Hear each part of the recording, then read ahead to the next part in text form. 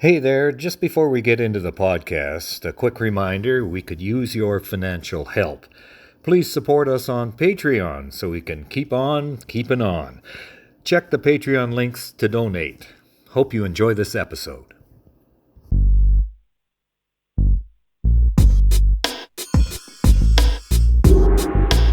Hi, welcome to Talking Books and Stuff, the program that talks all about books and writing and stuff.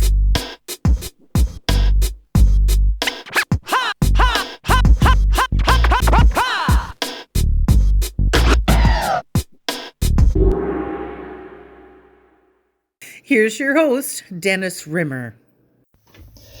Hello, dearie. How are you today? Are you sitting comfortably? Okay, well, grab yourself a cup of your favorite beverage, curl up beside me, and listen as I chat about books. Books that are near and dear to me. Books that we have talked about perhaps on earlier editions of this, which is Talking Books and Writing and Stuff, and some in the future. We hope we have a chance to talk to the authors as well. So let's just get going here, and let me start with the very first one on my pile here. It's the latest Jack Reacher book by Lee Child, of course. Now, if you don't know anything about Jack Reacher, he's a guy who travels around and gets involved in stuff and always helps out the little person. So let's just read right from the dust jacket of Blue Moon by Lee Child. It's the latest Jack Reacher adventure. Here we go. This is a random universe, Reacher says. Once in a blue moon, things turn out just right. This isn't one of those times. Reacher is on a Greyhound bus, minding his own business with no particular place to go and all the time in the world to get there. Then he steps off the bus to help an old man who was obviously just a victim waiting to happen, and that's explained in the early pages of the book. But you know what they say about good deeds? Well, now Reacher wants to make it right. Now this one involves gangsters, Albanian gangsters, Ukrainian gangsters, maybe even some Russian gangsters. And what I like about this one especially, this is Blue Moon we're talking about, by Lee Child, is usually in these type of stories, to me, there's a good opening third. The middle third seems to go around and around in circles. Nothing really gets done. And then everything is wrapped up in the final third. But this one, it kept me going. It held me right from the opening page, and I'm almost finished it. But I want you to read a little bit about what happens here, because Jack Reacher is out to avenge a bunch of bad things that bad people have done to good people. They're dead, Reacher said. They were useless, like all your guys have been useless. They're going down like flies. Pretty soon you'll have no one left. And the bad guy says, "What do you want?" Jack Reacher says, "I'm coming for you, Gregory. You're going to hurt Maria Shevik. I don't like people like you. I'm going to find you, and I'm going to make you cry like a little girl. Then I'm going to rip your leg off at the hip and beat you to death with it." And the bad guy says, "You think you can do that?" Reacher says, "I'm pretty sure." And the bad guy says, "Not if I see you first." Reacher says, "You won't. You haven't yet. You never will. You can't find me. You're not good enough. You're an amateur." And that is from Blue Moon, the latest Jack Reacher book by Lee Child. Lee Child is the author of 23 New York Times best-selling Jack Reacher thrillers, with 14 having reached the #1 position. LeeChild.com, you can find him on the web. And this book was from Penguin Random House, and you can also get Penguin Random House audios, but that's Jack Reacher. He returns in a heart-racing new novel, and it really is. It's Jack Reacher by Lee Child. The book is called Blue Moon, and seeing as how this is the reading season now, with the days a bit darker, even though they're getting a bit lighter, the nights are long and dark, and what else have you got to do? You maybe have some extra cash, some gift cards lying around. Go out and buy a book or three. or even go to your library. If you check our episode on the podcast, Talking Books and Writing and Stuff, about the Florida librarian, you'll find out that libraries are more relevant than ever, in my opinion. Another one I liked, a couple years old, Born to Run. It's by Bruce Springsteen. And it starts off with Bruce saying, well, on the jacket, the dust jacket thing, it says, in 2009, Bruce Springsteen and the E Street Band performed at the Super Bowl's halftime show. The experience was so exhilarating that Bruce decided to write about it, and that's how this extraordinary autobiography began. And I don't know, this guy has a better memory than even Keith Richards, or is it Richards? I don't know. But if you've read Keith Richards' book, you'll be amazed at how much stuff he remembers.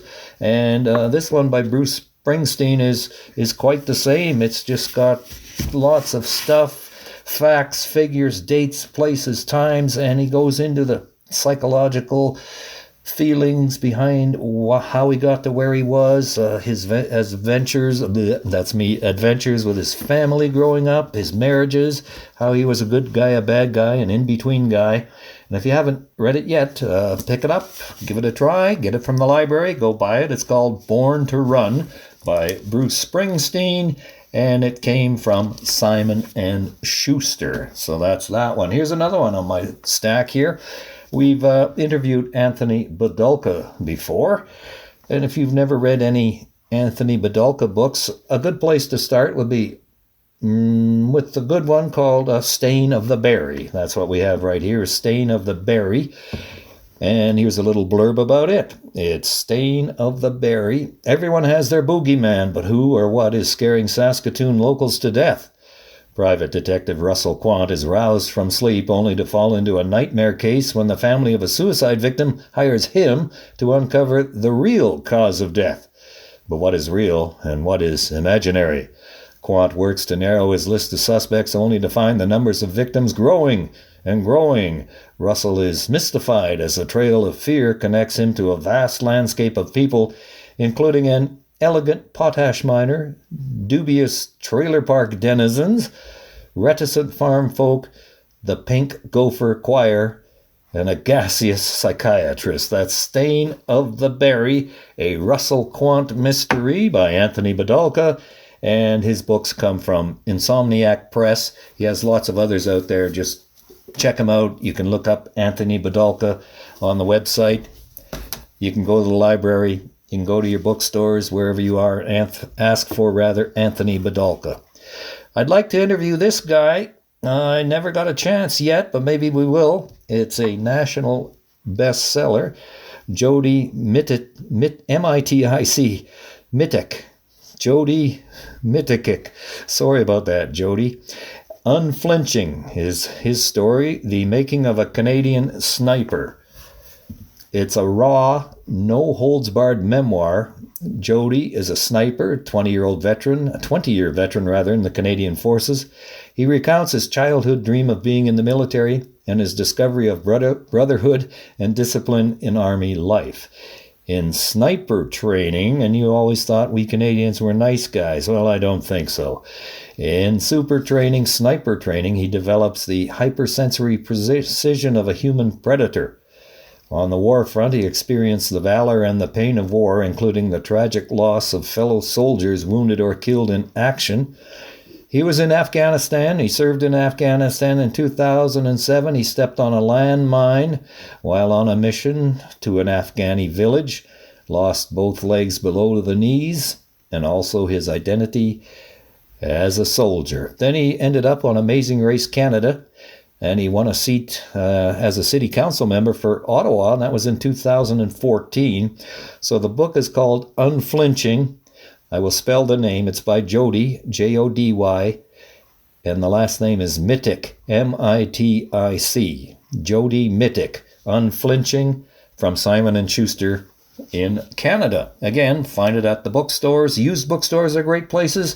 As we talked about on one of our podcasts, we have Crawford's Books out there in Little Purdue, Saskatchewan, so that's a great place to visit. Another book here is by Jan Arden. Now, who doesn't like Jan Arden? Jan Arden. This is Falling Backward. It's a memoir, Falling Backwards, rather. Jan Arden is funny and sincere. She has legions of devoted fans. She's a darling of the music scene. And if you thought you knew Jan Arden, there is more. Falling Backwards reveals her childhood, her bond with family, her struggle in the formative years, and what keeps her so grounded in the whirlwind in the whirlwind of the entertainment world. It's tender, it's honest, it's laugh out loud funny. It's Jan Arden stories. This one is called Falling Backward. I understand she has another book coming out soon. Falling Backward was from Alfred Knopf, Canada. Alfred A. Knopf, Canada.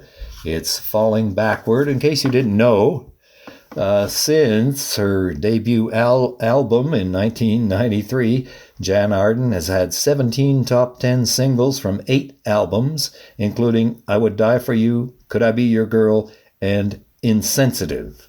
She has won 8 Junos, at least at the time of publication of this one, and keeps on going strong. She's got her own TV show and all that kind of stuff, and there's stuff on the back that is great. I can tell you from experience that my daughter is full of an endless supply of hot air. That's from Jan's mom, who has passed away, unfortunately. Also, there isn't a goddamn morsel of any goddamn sense to be made of any of this goddamn book. And that's what her dad apparently said, and apparently he is passed on as well. One of the people we just talked to on the podcast was Adrian Rayside. He's a cartoonist. He now lives up on Vancouver Island. He's been around. The book we got from him just recently was The Best of Adrian Rayside. Now what it is a treasury of BC cartoons. I talked to Adrian back in 84, 85. Then we caught up just a few weeks ago. So if you want to look for something interesting, this came out in 2014.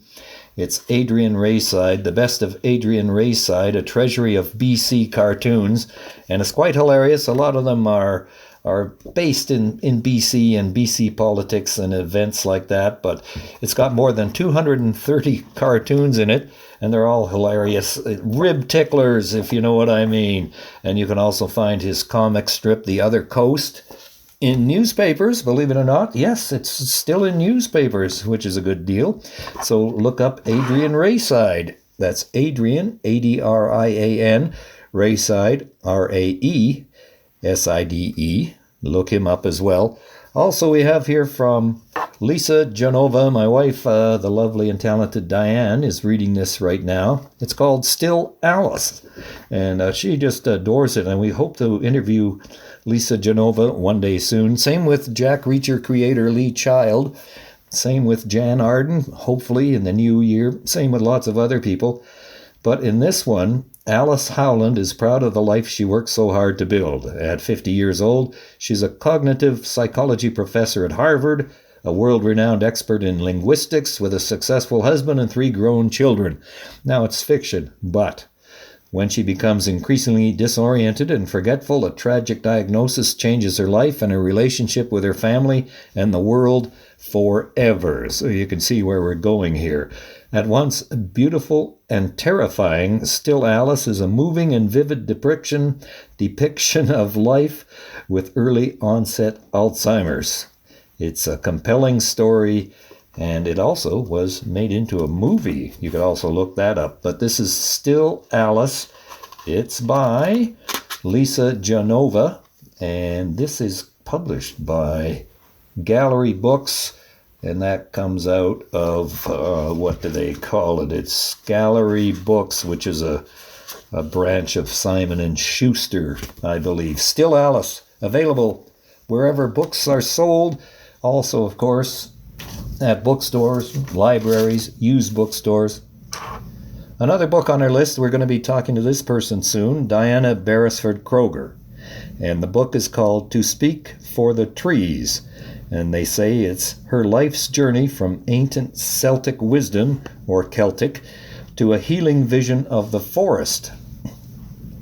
When she was a member of the Anglo-Irish aristocrat.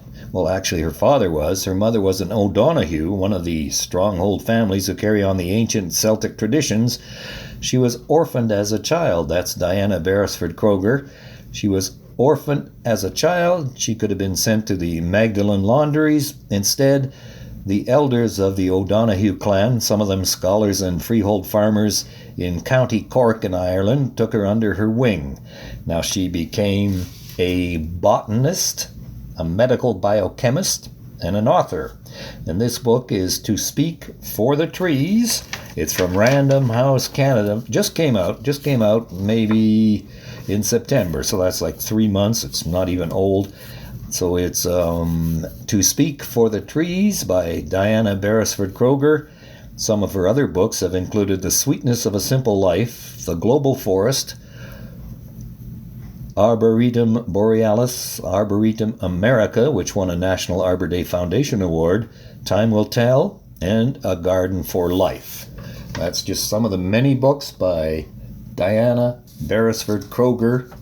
To Speak for the Trees is the one we're referencing right now. Just recently on the podcast, we had a chance to talk with Joan Havilange. She lives in Russell, Manitoba. Her first published mystery is Wayward Shot. It involves golf and murder. So let me read you this about Wayward Shot. Mabel and Violet, two middle-aged ladies, are golfing. Mabel hits a wayward golf shot over a fence into a nearby cemetery. The women go into the graveyard to look for the lost golf ball and find a dead man. And he's not 6 feet under. Oh no. Mabel's golf ball lies. Anyway, it's in the middle of his forehead. Mabel says she didn't do it, and she's right. Someone else did. The man was murdered. Well, the two women take it upon themselves to solve the murder. And they're in a small town, in Saskatchewan somewhere perhaps, a small town, with the help and sometimes the hindrance of Coffee Row, you know what that's like, and infuriating the local RCMP officer, who apparently is a rookie more or less right out of the academy, the training depot in Regina. But nothing stops these two intrepid ladies, not a stampede of cattle or gunshots fired in the night. That's the ladies, Mabel and Violet. They have a talent for finding trouble and dead bodies. Wayward Shot is out right now by Joan Havilange, and coming soon in the spring is Death and Denial, another adventure with Mabel and Violet. That one is set in Egypt. Going way back now, I like mysteries, old-time mysteries by Ross MacDonald and John D. MacDonald. Ross MacDonald is 60s and 70s. And the one I have in my hand now is a paperback. It's called The Blue Hammer. It cost originally, when it came out, it was priced at $1.95 in pocketbook form, as we used to call it. It's The Blue Hammer. I'm turning the pages here. It was first published in 1976. And this one is about Lou Archer, who is the protagonist in all the Ross MacDonald books. Now, this one is about finding a missing painting. Archer had more experience with missing persons than paintings, but the case seemed simple enough until the trail was bloodied by one murder after another, and Archer shifted his sights from an art thief to an artful killer. So that's The Blue Hammer by Ross MacDonald. If you like it, read some more. The Far Side of the Dollar is one, The Goodbye Look, The Instant Enemy, The Ivory Grin, The Moving Target, The Way Some People Die.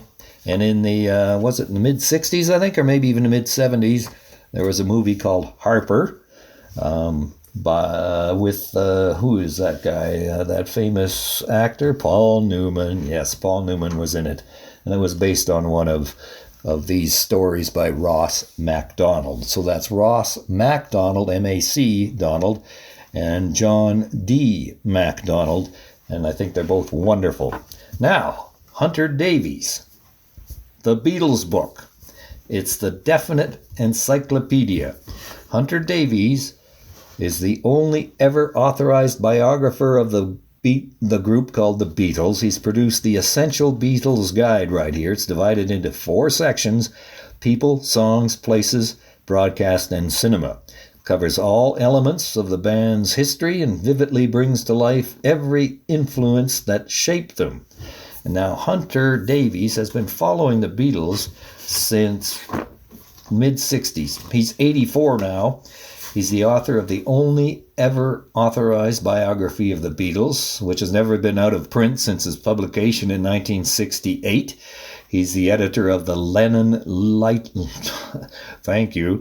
Lennon Letters. Thank you for sticking with me. The Beatles Lyrics, and the author of 25 other books is one of his co-authors there, called Spencer Lee. David Bedford is involved. Keith Badman is involved, but Hunter Davies put it all together. He's 84. He lives in England. We're trying to line up an interview with him.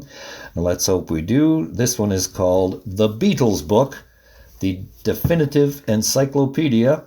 It's out there right now. Talks all about Beatles people, Beatles places, broadcasting, and events. And there's a big appendix, Beatles songs. If you're a Beatles fan, and I know you are, and I know your kids are, and I know your grandkids are, give that one a try. Now we have Whispers of the Dead. Spencer Cope, K-O-P-E. Spencer Cope. We talked to him. You probably heard that episode. And there has been a murder, is how it starts. But not only is the identity of the victim unknown, most of the body itself is missing. All that's been found is a pair of feet, stored in a portable cooler and left in the house of a federal judge in El Paso, Texas. Now, away we go with Spencer Cope and his protagonist, Steps Craig. His name is Magnus Steps Craig, is his nickname, Steps. He's an FBI agent, an elite tracker, the best in the world, and they're based in Bellingham, Washington. They fly in and out of Bellingham on their fancy private jet, just like in the TV shows Wheels Up in 30 and such like that. It's called Whispers of the Dead, a novel by Spencer Cope, also author of Collecting the Dead. He has lots of other books out there as well, and this one is from Minotaur Books. That's a division of St. Martin's Press. So look for Spencer Cope books, including Whispers of the Dead. And if I made any shuffling sounds while we were doing this, I sincerely apologize. But there you go. There's just some reading suggestions and maybe some people we will have on further episodes of Talking Books and Writing and Stuff. And if there's anybody you think we should contact and try to interview and get together with, give us an email. It's Dennis@talkingbooks.tk.